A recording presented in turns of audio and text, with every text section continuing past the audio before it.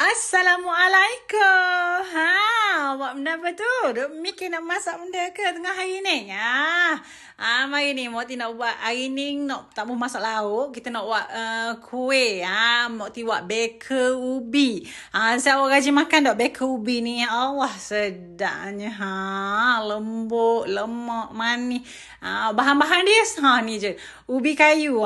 Zaman-zaman perang dulu makan ubi kayu. Kita kena molek-molek tanah mula dah ni ubi kayu standby belakang rumah tu.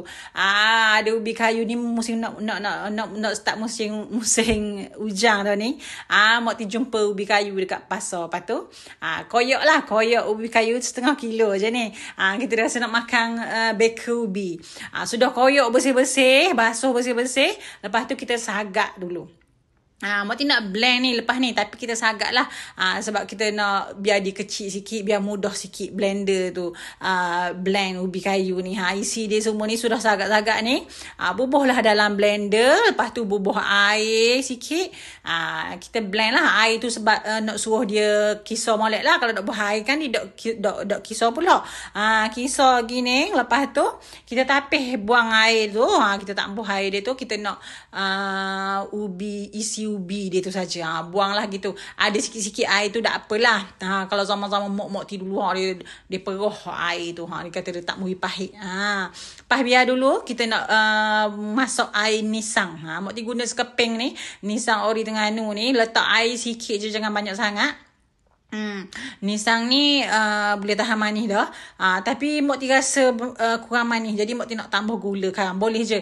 Kalau nak guna nisang saja pun boleh. Kalau guna gula Melaka, kalau tak ada nisang Mok Ti pakai ni, kena tambah gula. Sebab gula Melaka biasa dia tak manis macam nisang ori Terengganu ni. Ni pun Mok Ti tambah gula sikit lagi sebab dia rasa kurang manis. Lepas rebuh dah, masuk dah air nisang tu, bubuh cuah dalam ubi yang kita parut dah tadi tu. Kita blend dah tu. Curah gitu, buat cair sikit. Sebab kalau suka hot jenis kerah, kurang lah. Jangan buat cair sangat lah. Jadi air nisang tu kena masuk pekat lagi. Tapi Mok Ti suka hot lembut-lembut gitu. Biar cair dok dengan sudu tu makan. Allah sedapnya. Kurang manis Mok Ti rasa, jadi Mok Ti tambah gula. Tambah 4 sudu gula. Lepas tu lepas kucar-kucar rata molek dah tu, cuahlah dalam loyang. Kalau nak bubuh dalam bekas plastik itu pun boleh juga. Kita kukuh. Mok Ti tak ada bekas plastik tu. Kalau dalam bekas plastik comel dia nampak macam itulah, molek ada 2 layer kayak gini. Kukuh sampai dia masak. Nak tengok dia masak dah tu, ambil lah sudu ke air sikit, tengok sampai dia masak sampai bawah dia tu. Kalau masak tu dia jadi color gelap dah. Kita tengok tekstur dia tu, kita tahu dia masak ke tak masak. Kalau tak masak lagi dia lembek lagi. Ni dia masak ni dia keras sikit lah. Bukan keras ketong. Keras sikit je. Leik dia panggil. Lepas dah masak dah, kukuh dah ubi tadi tu, kita masuk pala dia pula. Pala dia senang je. Santan, Mok Ti bubuh santan 200 gram, hak RM2, beli RM2 tu. Lepas tu campurlah air sikit. Lepas tu bubuh tepung beras. Tepung beras 3 sudu. Lepas tu bubuh garam 1/2 sudu kecil. Jangan banyak-banyak banget sangat garam tu. Dia nak suruh lemak-lemak je. Naik lemak masin. Kalau tak bergaram tak sedap ni, dia tak naik lemak. Kucar lah sampai dia masak. Tak lama pun, sekejap je kucar ni. Dia pekat gini ni, beres dah tu. Lepas tu kita kukus tadi, kita angkat dah. Lepas tu kita lapis je, layer je sekali dengan pala satang dipanggil.